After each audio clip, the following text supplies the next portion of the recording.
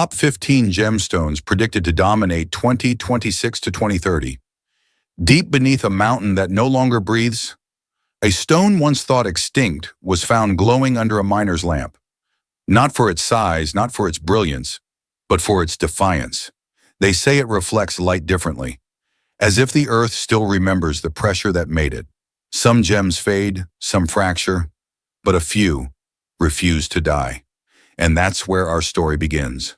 Gold ruled the past, diamond ruled the century, but the ground is shifting again. It's no longer about rarity alone. It's about memory, survival, and what beauty means when time runs out. Beneath deserts and drowned continents, new colors are waking. Colors the planet, buried for millions of years. The next decade won't just redefine what's valuable. It will redefine what's alive. These stones are not ornaments, they're messages, and by 2030, 5 of them may outshine gold itself. So the question isn't which one will rise, it's which one will survive. Welcome to the countdown. Top 15 gemstones predicted to dominate 2026 to 2030. And remember, the story of value was never written in gold. It was written in time. Ranked 15th, Grandidierite, the prophecy of the hidden blue. They say some stones are born not to shine, but to foretell. Grandidierite was one of them. Discovered in 1902 along the southern coast of Madagascar, it spent a century in silence, a mineral prophecy waiting for its time. At first glance, it looks fragile, a blue-green flicker between a sea and sky. But that color isn't pigment. It's structure, the exact interference of light inside aluminum, boron, and magnesium, arranged by geological pressure over millions of years. Every crystal carries a shadow of the ocean it came from, and the heat that almost destroyed it. Only a few stones ever reached the surface unbroken. For decades, museums guarded them as curiosities, not treasures. But when a new pocket was uncovered near Tourmaline in 2016, the world suddenly looked again. Collectors realized that rarity isn't always about beauty. Sometimes it's about survival. Grandidierite doesn't yield easily. It breaks when touched, clouds when cut, and fights every attempt to shape it. Only 1 in 10 rough crystals can ever become a gemstone. And yet that defiance, that refusal to cooperate, became its charm. In an era of lab perfection, imperfection began to sell. By the early 2020s, this once-forgotten mineral entered the investment lexicon. Auction houses began whispering about it as the sleeping giant. Boutique jewelers in Japan and Singapore turned their bluish hue into a symbol of quiet exclusivity. It was no longer compared to sapphire or tourmaline. It was compared to silence itself. Under magnification, Grandidierite looks like frozen water.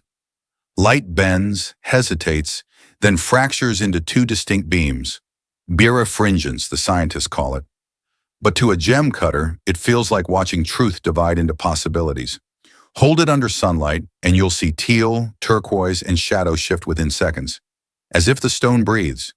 Its chemistry is simple: magnesium, aluminum, borate, and oxygen. But simplicity hides the miracle. A formula that forms only when 3 geological events occur at once: oceanic crust metamorphism, boron-rich fluid intrusion, and tectonic compression. That perfect collision may never happen again. Even today, fewer than 1,000 cut specimens exist worldwide. Collectors track them by serial number, each one registered, scanned, and logged into digital archives. An irony the old miners could never have imagined. A stone once lost to time is now preserved forever inside a database. But beyond rarity and data, there's something more profound. Grandidierite speaks to a human instinct, the need to rediscover what we once ignored. Its story mirrors our own, overlooked, misunderstood, but enduring quietly until rediscovered. When people see it now, they don't see a gem. They see timing, the sense that beauty can wait for recognition. And so the prophecy fulfilled itself. The gem that disappeared for a century returned exactly when the world began craving authenticity again. It didn't predict wealth or power, only attention. It reminded us that value is not created by discovery, but by remembrance. If you also felt this stone's return was no coincidence, Leave a comment below. Tell us, do you believe some stones choose their own century? Ranked 14th, Sunstone, the last light of volcanic fire. Before there were diamonds, before gold found its way into crowns, there was light trapped in stone. Sunstone was born in that light, a memory of volcanic fire, cooled into crystal, sealed beneath layers of ash and time. In Oregon's deserts, the ground still hides fragments of that frozen sunlight. Copper flecks, suspended inside feldspar, scatter light like metal dust floating in still air. Each sparkle is a fragment of an eruption long forgotten, a heartbeat from the Earth's molten core. When you turn it in your hand, the gem shimmers with a phenomenon called eventurescence, metallic reflections dancing across a translucent body. But to the eye, it feels simpler than science. It feels like a moment of dawn that never ends. For centuries, no one cared. Traders mistook it for quartz and dismissed it as too familiar. Then in the late 20th century, miners in Oregon uncovered a kind no one had seen before. A sunstone with visible copper plates glowing from within, alive even under the faintest light. Suddenly the world looked closer. From the copper fields of India to the volcanic plains of the American Northwest, artisans began carving light itself, transparent bodies that flicker red, orange, and green, depending on the angle of truth. Every gem became unique. No two ever shared the same shimmer. Its rarity isn't just geological, it's temporal. Unlike most gemstones formed deep underground, sunstone appears near the surface, where erosion and weather destroy its beauty almost as soon as it forms. What survives is accident, not abundance. Collectors call it the gem that remembers sunlight, and in a way it does. Its copper inclusions record heat, direction, even oxidation, like fossilized flame. To study it is to read the last breath of an eruption, written in metal and glass. But in a world now flooded with lab-grown perfection, this fragile shimmer began to mean something new. Each imperfection, each uneven flash of copper, became proof of life. People started to buy not for brilliance, but for honesty. The tiny flaws told a story technology could never replicate. In Oregon, the deposits are small, barely 30 square miles. Each year, miners recover fewer and fewer large crystals. Those that remain show finer, subtler eventurescence, as though the Earth is saving its light for last.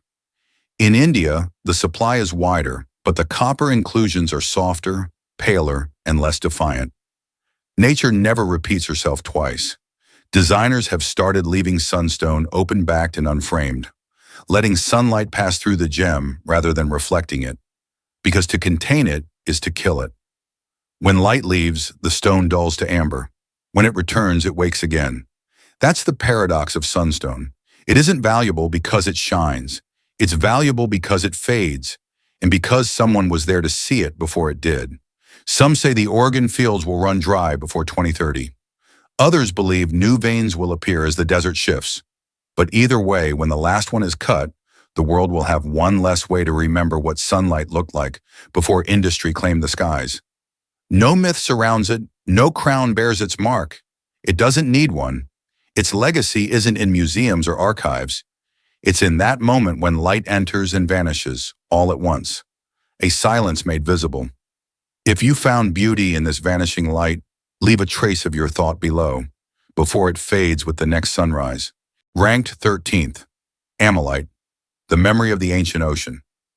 Long before gemstones existed, the world itself shimmered.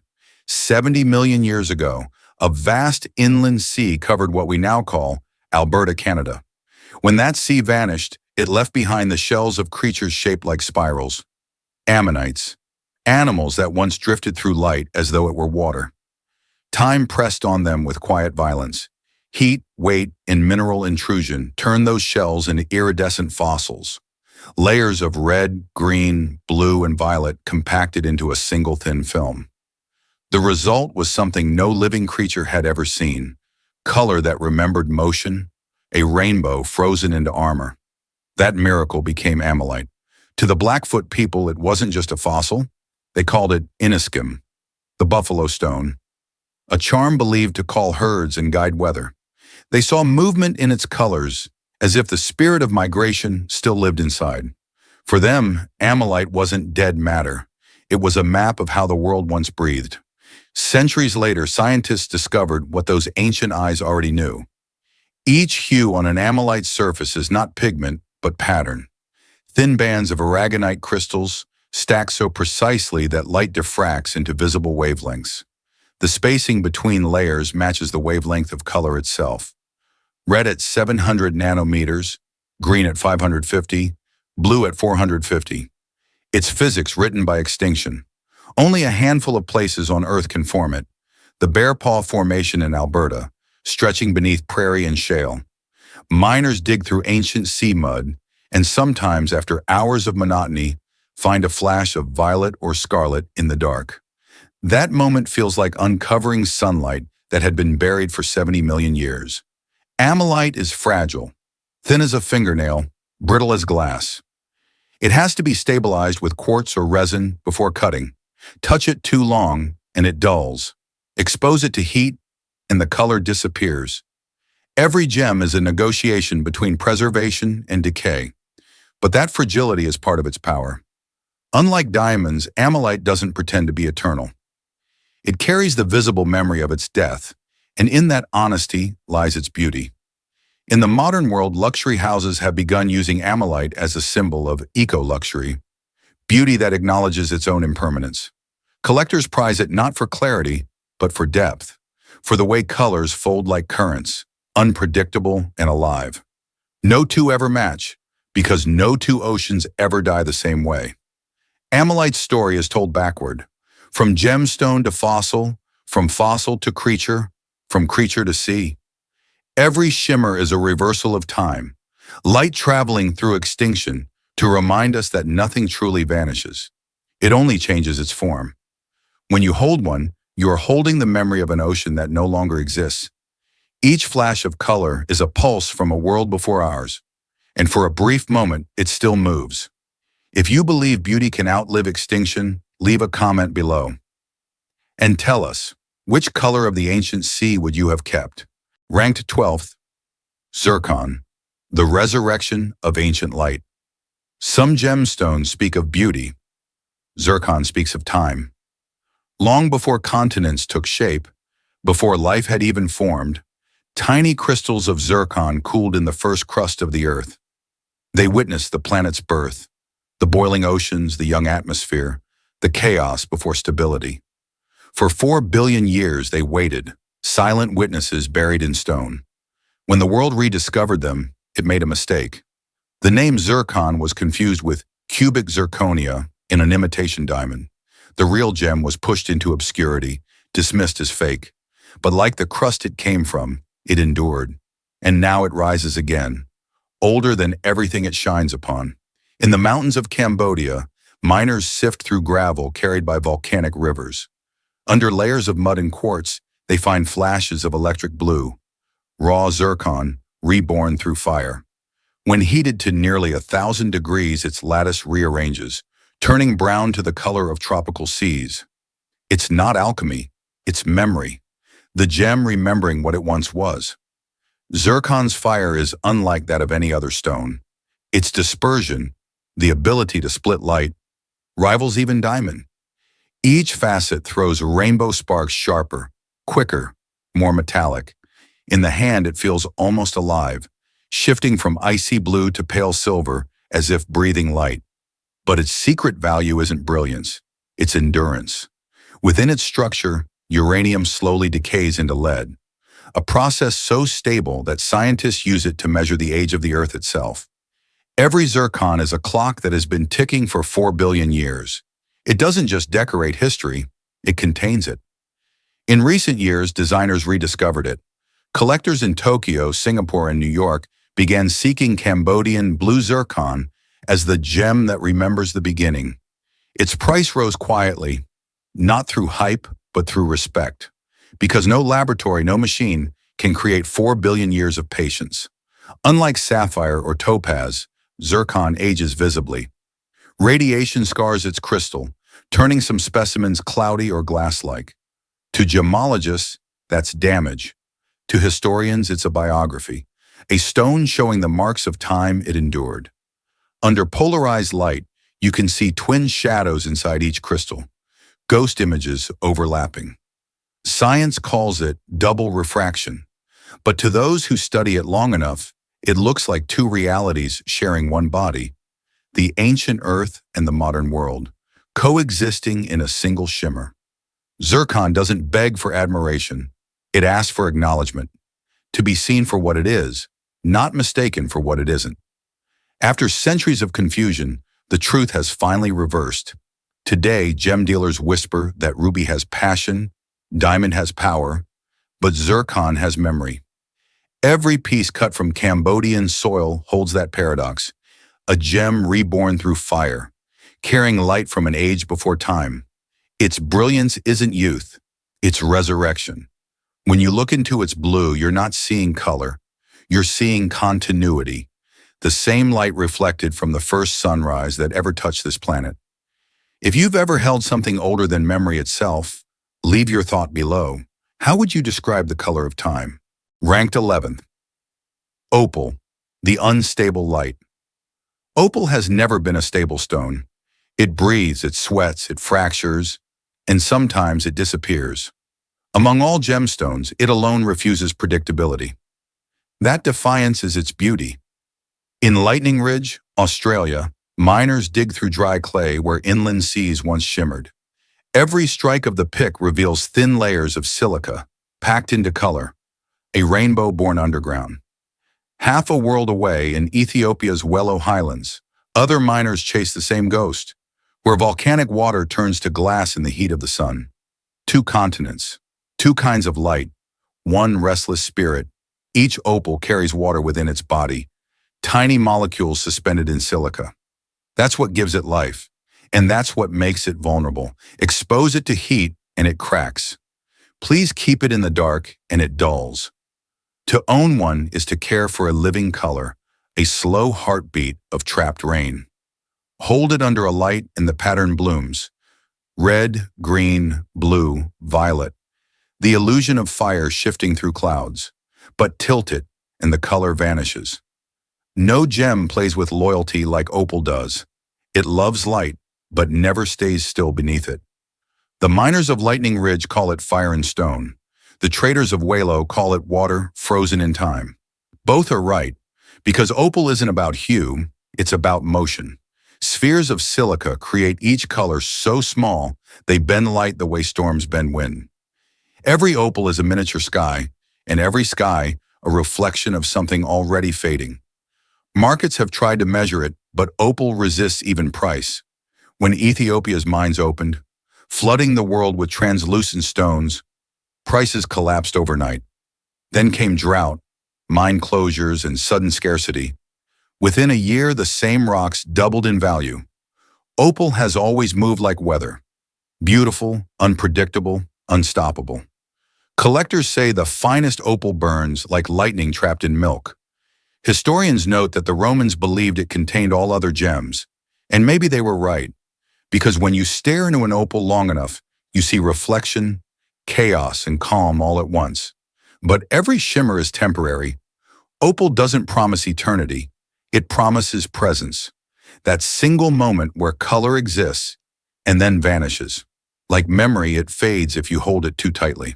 The most valuable pieces are kept in darkness, sealed away from light and air. They'll never be worn. They'll never see daylight again. Protected from change, they also lose what made them alive. And so, opal's paradox remains. To preserve it is to silence it. To love it is to risk its loss. A miner lifts one from the earth. For an instant, it burns. A fragment of sky reborn in stone. Then the frame cuts to black. The color is gone. If you believe beauty can't exist without risk, which would you choose? The stable dark or the living light? Ranked 10th, Spinel, the imposter that became the original. For centuries, Spinel lived behind another name. It sat on crowns, guarded empires, and witnessed coronations, yet history called it something else. Ruby. The Black Prince's ruby on the British imperial crown? It's not ruby at all. It's Spinel, a gem that spent 600 years pretending to be another. In the valleys of Burma and the hills of Tanzania, this stone formed where limestone met magma, a quiet chemistry of pressure, heat, and patience. It's made of magnesium and aluminum, a simple structure that crystallizes in perfect cubes. The same perfection that gave it clarity also gave it anonymity. When early traders weighed gems by color alone, Spinel was too perfect to question. It burned the same red, glowed the same way under torchlight, and felt just as heavy in the hand. No one knew they were crowning a stranger. Then centuries later, gemology caught up. Spectroscopes revealed different light signatures. Crystals under microscopes showed perfect symmetry, something ruby could never have. And suddenly the fake turned out to be a masterpiece in its own right. In 2007, miners in Mahenge, Tanzania, uncovered stones the color of electric sunsets. Pinks so vivid they seemed lit from within. They changed everything. The market, long obsessed with corundum, finally paused to listen. Spinel had stopped pretending.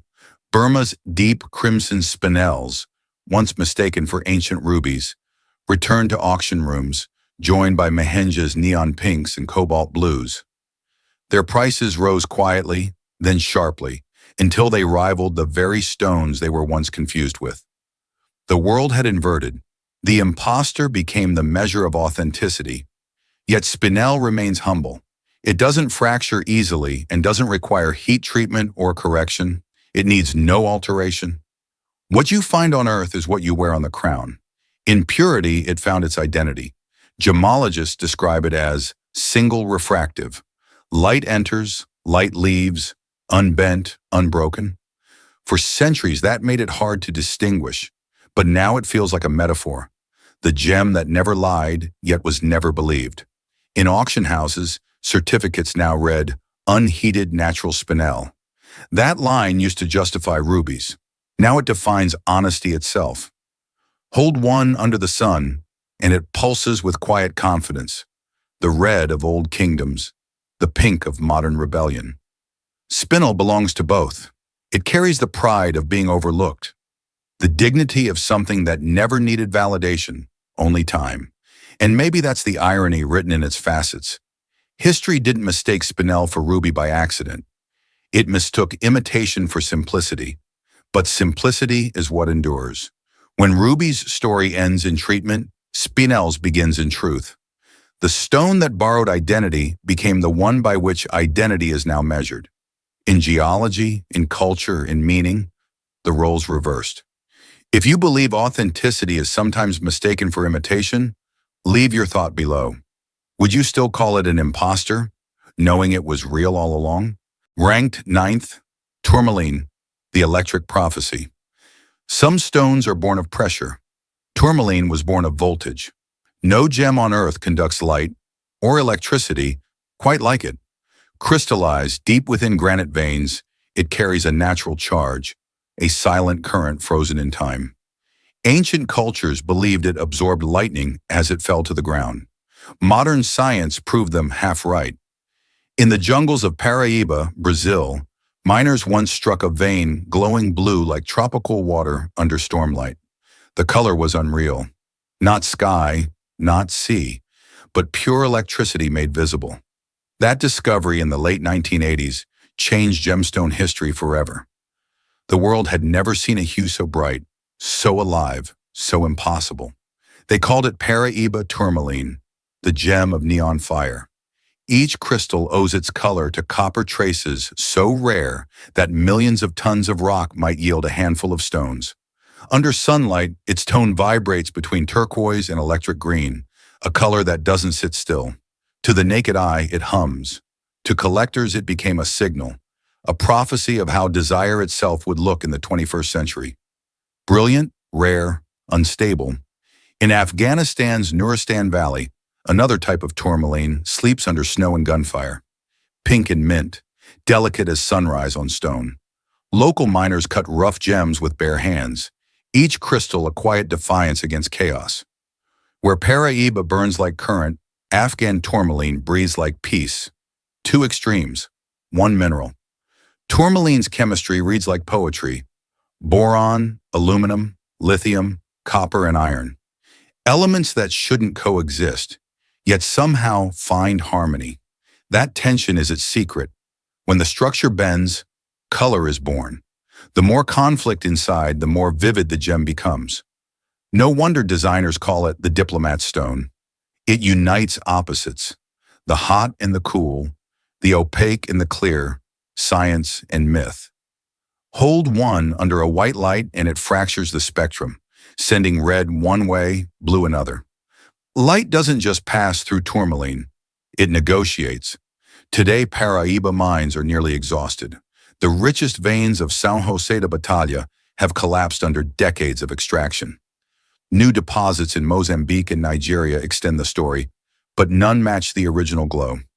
Geologists call it copper intensity. Collectors call it soul. Prices have followed prophecy. Once worth hundreds per carat, now tens of thousands. Auction houses compete for stones weighing more than 5 carats. Laboratories guard their data as if it were code. And yet Afghan and Pakistani tourmalines quietly rise in value too. Softer, calmer colors that whisper rather than shout. They represent the return of subtlety in a world addicted to neon. Under magnification, tourmaline looks like an electrical grid. Parallel channels of color frozen mid-flow. It reminds us that beauty isn't always static. Sometimes it's energy waiting to move again. That is tourmaline's prophecy, that the gems of the next decade won't just be rare, they'll be alive. Not perfect, not permanent, but charged with the same instability that drives all creation. When you hold a Paraíba under sunlight, you're not looking at color, you're looking at current slowed down by time, a storm condensed into a single drop of glass, a memory of movement that refuses to fade. If you believe light can have a pulse, leave your thought below. Would you chase the electric fire or the calm heartbeat of stone? Ranked 8th, Tanzanite, the last breath of a single mountain. Some gemstones are global. Tanzanite belongs to one mountain, and one only. It exists nowhere else on Earth. Not in Africa's deserts, nor Asia's valleys, nor the ancient mines of the world. Only in a 6-kilometer strip of rock at the foot of Mount Kilimanjaro. That alone gives it prophecy, because when that strip is gone, so is the gem itself. Discovered by chance in 1967, Tanzanite was mistaken at first for sapphire. It's deep blue and violet, impossible to categorize. The Maasai herders who found it said lightning had struck the hills, turning stones blue overnight. They weren't far from the truth. Tanzanite is born of heat. Volcanic pressure altered the mineral zoisite until it could hold the color of twilight. It's not sapphire's rival. It's Earth's single experiment in blue. Under daylight, it glows with cobalt tones. Under firelight, it turns violet. Two colors within one body, a dual identity shaped by vanadium and time. Cut it wrong, and one hue vanishes forever. Cut it right, and it holds both. A twilight trapped inside a crystal. By the 1990s, Tiffany & Company named it Tanzanite and launched it onto the world stage. It became a symbol of discovery, a gemstone younger than modern memory. But that fame came with a deadline. Because unlike sapphire, emerald, or diamond, Tanzanite's story has no sequel. It can only be mined from one geological pocket, a fault zone older than human civilization and smaller than a single city district. Every year that pocket grows thinner. The easy veins are gone. Miners now descend hundreds of meters into fragile tunnels, chasing light that may never return. Geologists predict exhaustion within a generation. Economists call it planned extinction. Collectors call it the final color. Yet scarcity isn't the only reason it matters. Tanzanite became the stone of transition, of birth and ending, of night and dawn. In the Maasai tradition, it is gifted to mothers after childbirth, to honor life emerging from darkness. In the modern world, it represents change itself, the beauty of what cannot last. Under a microscope, Tanzanite shows fractures like rivers seen from the sky, channels of trapped gas and crystal tension. They're not flaws, they're fingerprints of origin, the evidence of how close this gem lives to the edge of destruction. When you hold one, you're not holding permanence. You're holding a countdown. Every sparkle is a second passing. Every violet flash is another moment closer to depletion. In 2030, the Tanzanian government plans to restrict the export of rough stones entirely, keeping the last supply within its borders. When that happens, prices will rise, but something greater will vanish. The experience of discovery itself. For the first time in history, a gemstone will go extinct within a single lifetime. Tanzanite doesn't need myth. It is a myth, a geological accident that chose to appear in our century and no other. A message from Earth saying, this is what beauty looks like before it ends. So if you ever see that color, blue that fades into violet, like sky meeting fire, remember it comes from a single mountain still breathing under the African sun, and one day soon that breath will stop. If you believe beauty's value lies not in how long it lasts, but in the fact that it ends, leave your thought below. Would you hold the last piece of sky, knowing the next one will never be born? Ranked 7th, Padparadscha Sapphire, the color between worlds. Not all beauty chooses sides. Some live in the in-between. The breath between sunrise and sunset, between pink and orange, between fire and calm. Padparadscha Sapphire exists in that brief middle ground. Its name from ancient Sinhalese means lotus blossom. But no flower ever burned like this. For centuries, Sri Lankan miners along the Ratnapura River found sapphires of blue, yellow, and white. Then once in a generation, one stone would appear that seemed confused. Neither pink nor orange, its color shifting with every flicker of light. It didn't fit any category, so they gave it a name instead of a number, Padparadscha. It was not a hue, it was a moment. Under morning light, it glows apricot. At dusk, salmon. Under candlelight, it deepens into a coral rose. It carries the palette of all transitions. The color of balance when day surrenders to night. Gemologists still argue over what qualifies as a true Padparadscha. Too pink, and it becomes sapphire. Too orange, and it becomes topaz. It lives on a knife edge of identity, where imperfection defines perfection. That ambiguity is what makes it divine. In the trade, only a handful of natural Padparadschas appear each year. Sri Lanka remains the heart of origin. Madagascar, its quiet twin. No mine specializes in it. Nature produces it rarely, unpredictably, as if by accident or mercy. When light passes through the gem, iron and chromium atoms wrestle for dominance, scattering wavelengths until the eye surrenders and calls it sunset. Cutters say the color shifts with every angle of risk. Too deep, and you lose fire. Too shallow, and you lose soul. Every facet must decide how much dawn to keep. To own one is to own a contradiction. It's sapphire yet warm. It's fire yet soft.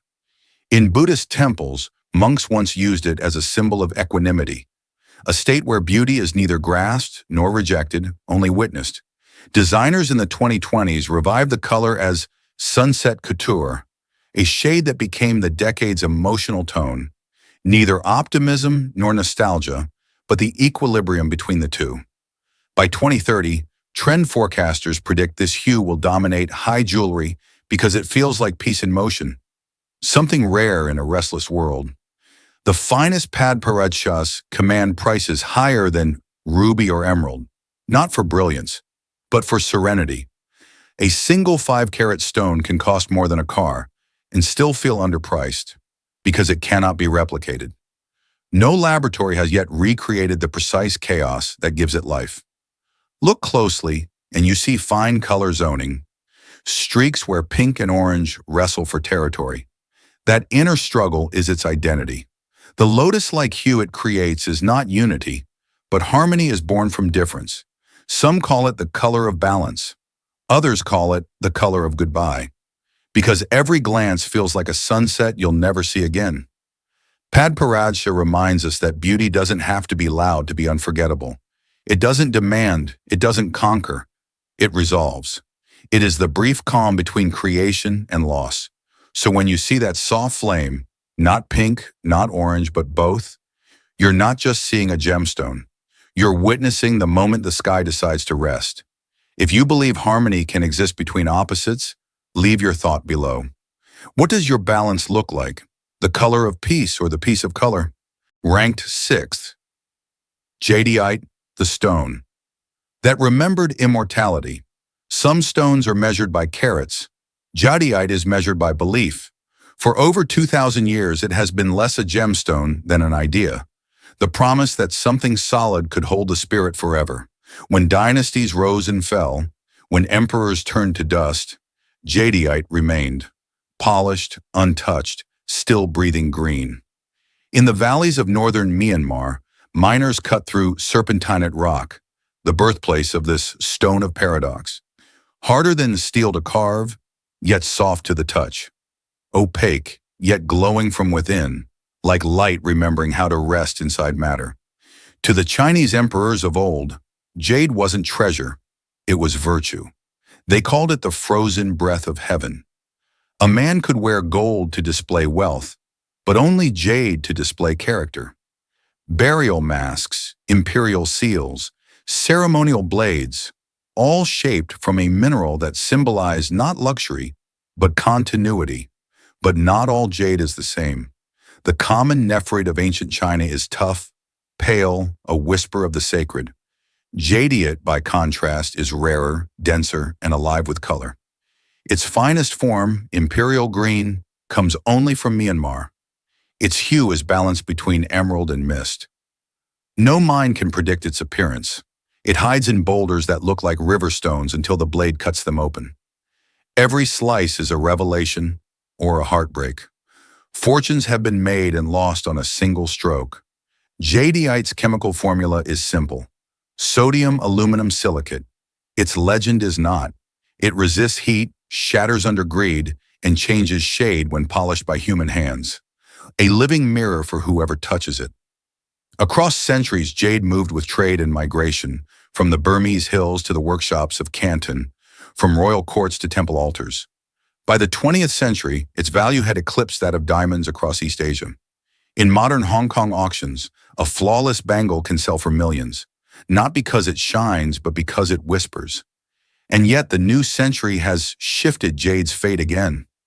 The youth of Asia no longer see it as a relic. They see it as identity reclaimed, a link between ancestry and design, between tradition and technology. High-end houses now pair it with titanium and graphene, turning ancient virtue into futuristic luxury, a mineral of eternity adapted for a restless age. But in Myanmar, where it was born, the story is more complicated. The mines of Apakan are fields of fog and sorrow, where fortune and tragedy meet under the same green light. Every stone that reaches the market carries traces of hands unseen, miners who dig for color they may never own. Jade's serenity hides a chaos older than commerce. Still, when polished, it returns to calm. It always does. Because jadeite's true nature isn't perfection, it's persistence. It endures beyond the people who extract it, beyond the nations that trade it, beyond the meanings we project onto it. To hold one is to hold memory itself. Not of events, but of continuity. It doesn't shine to attract. It glows to remember. So when light falls through its green, you are seeing centuries compressed into a single hue. Faith, power, grief, and grace, all still alive, still waiting, listening. If you believe legacy can outlast ownership, leave your thought below. What would you carve from eternity if eternity could be held in your hand? Ranked 5th, Alexandrite, the gem that changed its mind. Some gemstones are beautiful. Alexandrite is alive. Under sunlight, it glows green, calm, cool, measured. Under firelight, it turns crimson, fierce, sudden, awake. The same stone, two natures. Scientists call it a color change. Poets call it a contradiction. But deep down, it is something rarer. A reminder that truth can shift with the light. Discovered in the 1830s in Russia's Ural Mountains, Alexandrite was named for a young czar, Alexander II, a symbol of imperial destiny. Its two colors, red and green, match the colors of the empire's army. To the Russians, it was a patriotic omen. To geologists, it was a marvel of chemistry, a rare fusion of aluminum, beryllium, and chromium in perfect tension, a structure balanced on impossibility. Under the lens, Alexandrite doesn't just change hue, it changes meaning. In daylight, chromium absorbs red light and reflects green light. In candlelight, the same atoms shift their allegiance, letting red escape and turning the gem to wine. It is hard to decide which truth to tell. Collectors describe it as a mood rather than a color, a twilight personality that refuses constancy. When it was first shown to European courts, it was hailed as the imperial paradox. To own one was to admit that beauty could contradict itself and still be perfect. But beneath the myth lies rarity. Proper Alexandrite only forms under impossible conditions. When beryllium meets chromium in granitic magma, something that rarely happens in nature. Only a few deposits on Earth ever produced it: Russia, Brazil, Sri Lanka. And of those, only the Russian stones carry that sharp emerald to ruby transformation, as if forged in political drama itself. As time passed, the Russian mines fell silent, and Alexandrite became a ghost market. By the late 20th century, its name mainly survived in legend. Then in the 2000s, new veins in Brazil and Tanzania revived the dream. The color change was softer, more pastel, not imperial but human. It was no longer the gem of empires. It became the gem of identity. Because in an age that questions definition, male or female, nature or machine, truth or perception, Alexandrite feels prophetic. It doesn't ask the light to choose, it becomes both. And that duality now defines its value. To investors, it's scarcity. To philosophers, it's reflection. To the camera, it's proof that reality depends on how you see it. By 2030, experts predict its demand will rise faster than any other color change gemstone. Because in a world obsessed with transformation, Alexandrite already mastered it. Hold one under a white lamp, and you'll see two colors fighting for space. Not blending, not sharing, but alternating, like thought and emotion. And maybe that's why it captivates so deeply. It mirrors us. The constant negotiation between logic and feeling, between what we appear to be and what we are when the light changes. In Russian folklore, it's said that Alexandrite brings both fortune and solitude. Fortune, because it adapts. Solitude, because nothing else keeps up. That may be true of every mind that learns to shift. So when you look at this gem, you are seeing a conversation between two worlds. Green for life, red for heart. Forever switching, forever unsure which one to end on. If you believe truth has more than one color, leave your thought below. Would you rather live as one constant shade or change with the light like Alexandrite? Ranked fourth, emerald. The green fire of endurance.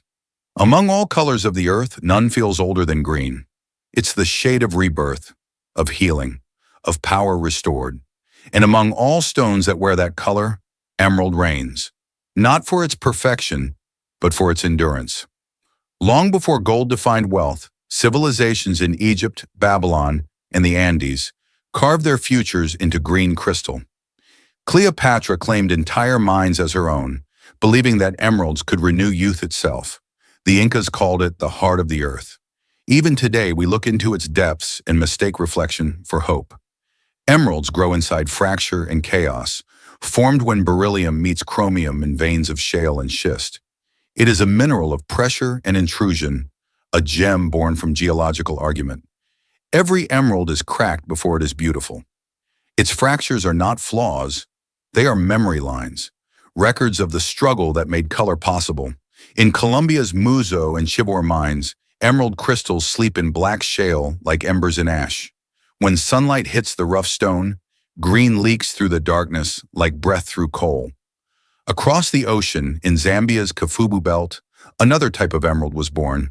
Clearer, colder, its hue closer to rainforest than jungle. Colombian emeralds glow with fire. Zambian emeralds pulse with water. Two continents, two temperaments of the same soul. By the 21st century, these two origins began to merge. Trade routes blurred, cutters in Jaipur and Bogota mixed sources, creating hybrids that united clarity and saturation. It wasn't a competition, it was evolution, the meeting of ancient prestige and modern precision. Emerald's power has never been a rarity alone. It is symbolism. Where ruby stands for passion and diamond for strength, Emerald represents continuity, a color that neither burns nor fades. It is the tone of resilience. That's why, even cracked and included, emeralds remain valuable.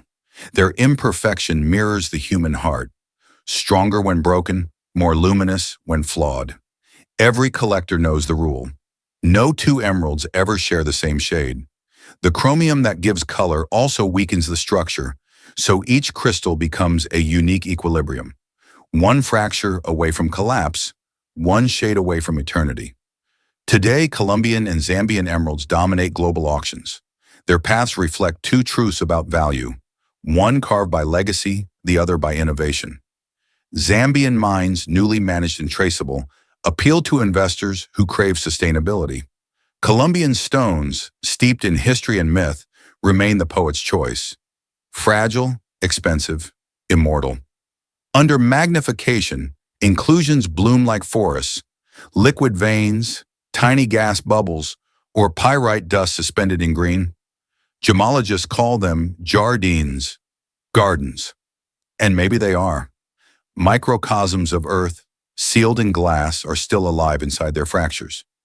In the next decade, emeralds will stand at the crossroads of heritage and modern ethics. As lab-grown gems rise, the world will rediscover what authenticity feels like. Not flawlessness, but story. The more cracks an emerald shows, the more human it becomes. When you look into a fine emerald, you don't just see color, you see time, compressed, imperfect, unafraid.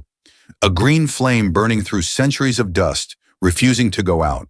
If you believe beauty is defined not by what survives unbroken, but by what still glows after breaking, leave your thought below.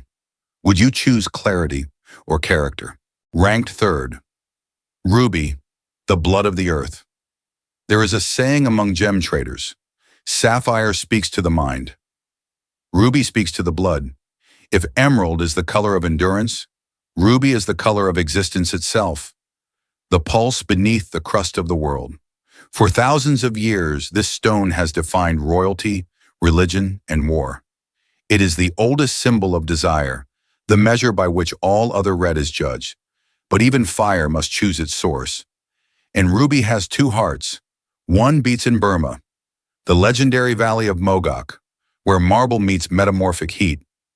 Here, chromium replaces aluminum and corundum, and color blooms not from impurity, but from accident. The result is a glow unlike any other. The pigeon's blood red, pure, saturated, alive even in darkness. Each crystal carries an inner fluorescence that seems to burn from within, as if the gem remembers the volcano that made it. The other heart beats in Mozambique. Younger, deeper, and more volatile, it's rubies formed in graphite-rich rock. Darker, denser, more defiant. They lack the romance of Burmese origin, but make up for it with power. Bigger stones, sharper edges, and a market that refuses to slow down. For centuries, Mogok ruled alone. Its rubies adorned crowns and relics. Their value is measured in empires. Then war, embargo, and exhaustion silenced the mines. The world waited for red. When Mozambique's Montepuez deposit was discovered in 2009, it was as if the earth had opened a new vein, and through it, color flowed again. Today, these two sources form the axis of the ruby trade. East and South, legend and revolution. Burma offers history. Mozambique offers momentum. Between them lies the story of how beauty migrates when the earth decides to begin again. Under magnification, rubies show their scars. They are full of rutile needles, thin, silvery threads that catch the light like veins. Gemologists call it silk. In the finest stones, that silk diffuses light, softening the fire until it glows from the core outward. Too much heat treatment burns it away. Too little, and the gem remains asleep. Like the heart itself, ruby needs rhythm, not perfection. In Burmese culture, warriors once wore rubies beneath their skin to become invincible. In India, they were called Ratnaraj, the king of gems. Even today, people believe rubies protect against betrayal, as if red light could guard the soul. It could be, because unlike diamond, ruby doesn't reflect. It absorbs and still shines. Modern auctions prove their dominance. In 2024, a 10-carat Burmese ruby sold for over $14 million, a record not for rarity alone, but for relevance. The market knows that red never goes out of fashion. It is the first color we recognize as children and the last we see before darkness closes our eyes. By 2030, Mozambique is expected to overtake Burma as the largest source of gem-quality ruby. But age does not define value. Fire does. And as long as one crystal still carries that bloodlight, ruby will remain the measure of passion itself. Look into one, and you will see both time and heartbeat, both empire and origin, both violence and vitality. It is Earth's reminder that beauty is not passive, it is pressure turned radiant. If you believe some colors are alive, leave your thought below. Would you rather hold the ruby of legend or the ruby of renewal? Rank second, sapphire, the spectrum of the divine. Not every legend fades, some scatter. Among all gemstones, sapphire is the one that refuses to stay a single color. To most it is blue, the hue of kings, faith and sky. But in truth, sapphire is not one gem. It is a spectrum, 1,000 shades of order in a chaotic world. In the ancient world, Persians believed the earth rested on a massive sapphire and that its reflection made the sky blue. Centuries later, priests carved sapphire into talismans, believing it carried divine truth. And yet, the deeper we looked, the more it refused definition. Because the same mineral that forms blue sapphire can also be yellow, pink, violet, green, or black. Even colorless, even star-shaped. The only thing sapphire never is certain. Its body is corundum, aluminum and oxygen compressed under unimaginable heat. Add iron and titanium, and blue appears. Add chromium, and it blushes pink or orange. Add both, and you get the rarest variety of all. Padparadscha, the lotus stone, the color between sunrise and memory. It is sapphire caught in hesitation, balanced between day and dusk. For centuries, only Sri Lanka and Burma yielded these hues. Then came Madagascar. New veins, cleaner structures, broader palettes. Sapphire had escaped its myth. It was no longer royal, it was elemental. A mirror of the earth's chemistry and emotion alike. Gem cutters love sapphire for its clarity, but fear it for its stubbornness. Each crystal demands to be understood. A wrong angle dulls the fire. A wrong polish turns blue to gray. Its brilliance is not given, it is earned. By the late 20th century, technicians learned to heat sapphire to improve tone and remove cloudiness. But the pure, unheated stones, those untouched by human flame, remains the grail of collectors. Their light feels colder, deeper, more deliberate, as if the gem itself remembers that divinity doesn't need enhancement. Fancy sapphires, pinks, yellows, greens, rose quietly while diamonds dominated headlines. By the 2020s, global jewelry shifted away from uniform brilliance to color that felt personal. No longer the sapphire of crowns, but the sapphire of individuality. Every hue became a story. Every imperfection is a fingerprint. In the hands of modern designers, sapphire became language. Blue for intellect, pink for grace, yellow for rebirth, green for balance, and Padparadscha, the untranslatable, for peace between contradictions. By 2030, experts predict sapphire will surpass diamond as the gem of long-term heritage collections. Not because it's rarer, but because it carries meaning that adapts with time. It is the symbol of identity in flux, the same way light refracts into many truths. Under magnification, inclusions inside sapphire look like silk, tiny rudal threads frozen in alignment. They scatter light, softening the brilliance until it glows. Too perfect a sapphire looks artificial. The ones with silk still inside, those breathe. And maybe that's why we trust them, because like people, they shine through what they have endured, not what they hide. When you hold one up to the sky, you see it echo the color of the air itself. Infinite, untouchable, yet familiar. It's a reminder that beauty doesn't have to stand apart from the world. Sometimes it just has to reflect it. If you believe perfection is a spectrum, not a point, leave your thought below. What color would your truth be? Blue, pink, or something that hasn't been named yet? In first place, fancy color diamond, the last archive of light. There was a time when diamonds were forever. That time has ended. Now only a few remain. Not clear, not colorless, but burning with every color the earth could still remember. The fancy color diamond. Blue, pink, violet, red. Each one rarer than the element it came from. Each one a relic of pressure that will never repeat. For a century, the Argyle mine in Western Australia supplied nearly all of the world's pink diamonds, stones so vivid they seemed impossible, as if the earth had turned its last wounds into art. Then in 2020, the mine closed. The mountain exhaled its final breath, and the market held its silence. No new source appeared. No new pinks emerged. The vein had run dry. The prices rose like tide water under a dying sun. Investors rushed to secure what could never be mined again. Museums locked their doors. Private vaults filled with color that no longer belonged to the planet. And suddenly rarity felt different. It was no longer a question of beauty, but extinction. Under magnification, a diamond looks eternal, a lattice of carbon in perfect order. But in the fancy colors, that order is broken. Nitrogen, boron, and lattice distortion warp the light, bending physics into emotion.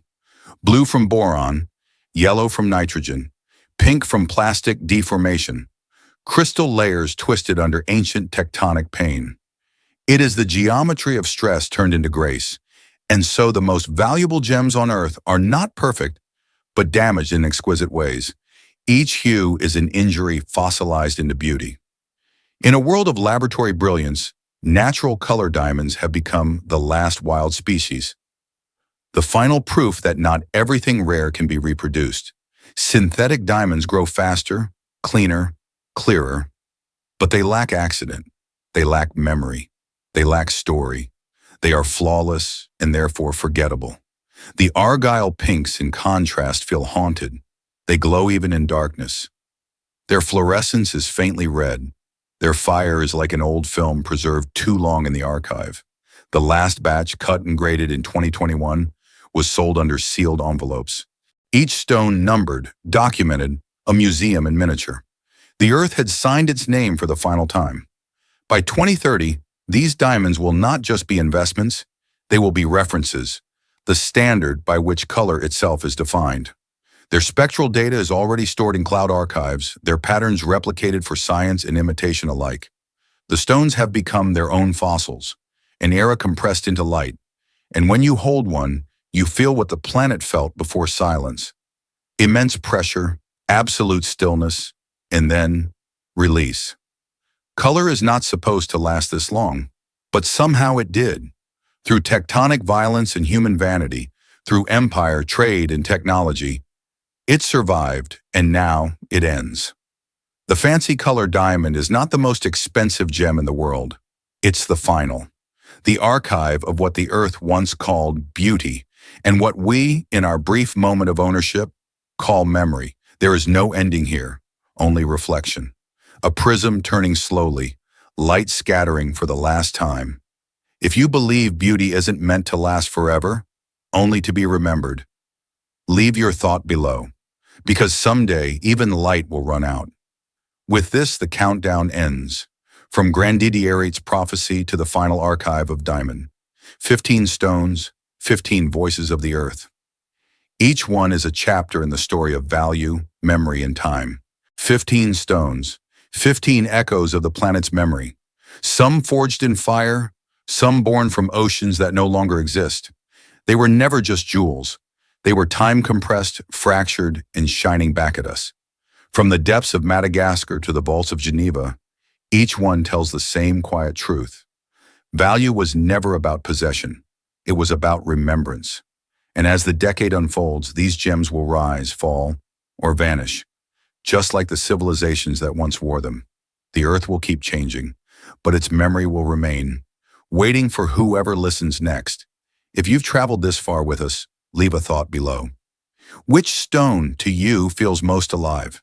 And if this journey through hidden light moved you, subscribe so that the subsequent discovery will find you first.